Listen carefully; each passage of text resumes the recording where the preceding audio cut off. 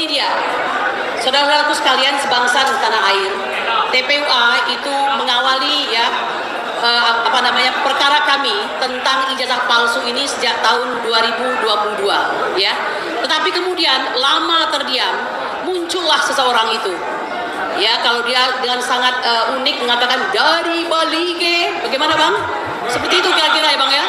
Dari Balige yang indah. Nah, sungguh ya kehadiran seorang Dr. Rismond Hasiholan Sianipar, STMTMN, ini asli ya titelnya ini, sebuah anugerah bagi bangsa Indonesia. Ya harusnya berterima kasih ya ada anak bangsa yang demikian. Dan beliau hari ini didampingi oleh ibu ya, istri. Memang ada orang besar, ada seorang wanita hebat di balik laki-laki yang hebat ya. Saya kira begitu. Kami persilahkan Dr. Rismond Hasiholan Sianipar, STMTMN. Waktu kami persilahkan.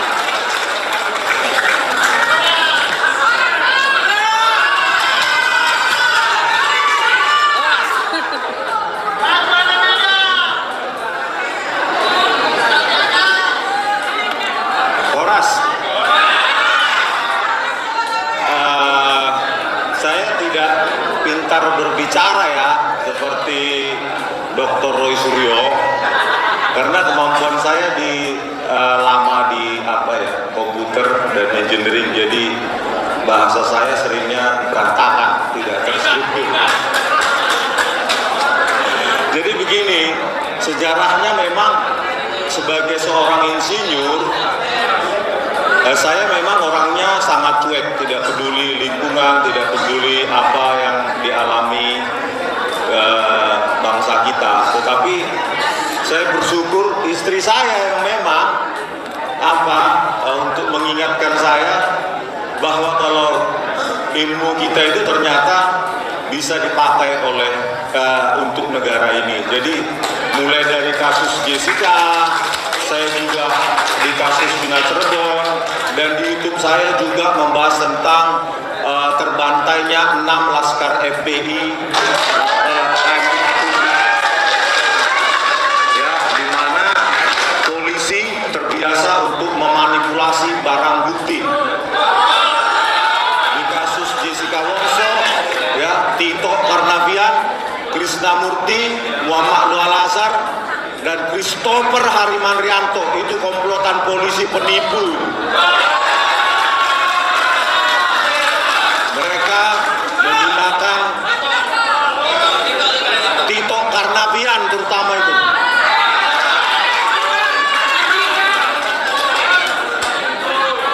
Dialah jenderal, maaf ya Pak Jenderal polisi pengkhianat. Harusnya saya sudah adukan lewat pengaduan masyarakat 6 kali, tetapi selalu diabaikan oleh Jenderal Listio Sigit Prabowo. Ya, jadi Pak Listio ini memang Kapolri yang banci dan pengecut. Terkait dengan kasus ijazah palsu ini, tidak ada maksud dari saya untuk menjadi dikenal atau menjadi buah bibir, tetapi memang setelah menganalisa kasus Jessica, betapa brutalnya polisi ini memanipulasi barang bukti, maka saya terpanggil untuk menganalisa kasus-kasus lain. Sampai di titik ini menganalisa skripsi dan ijazah palsu Joko Widodo. Kenapa saya yakin bahwa 100 miliar persen, bahkan tambah sekarang 11.000 triliun persen palsu? Ya, karena teknologi yang dipakai dalam memproduksi atau mencetak lembar pengesahan skripsi Joko Widodo tahun 1985 tidak ada. Itu confirm tidak akan pernah ada.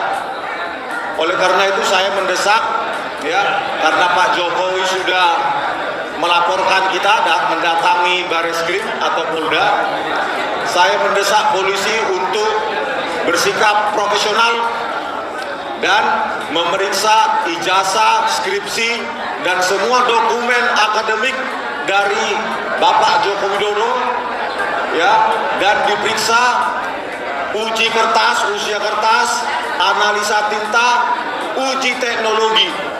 Jangan lagi memanipulasi barang bukti seperti kasus Jessica Wongso dan kasus KM 50.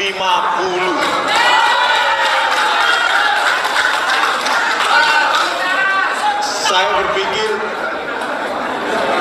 saya tidak mendapatkan dukungan seperti ini, Bapak Ibu. Saya pikir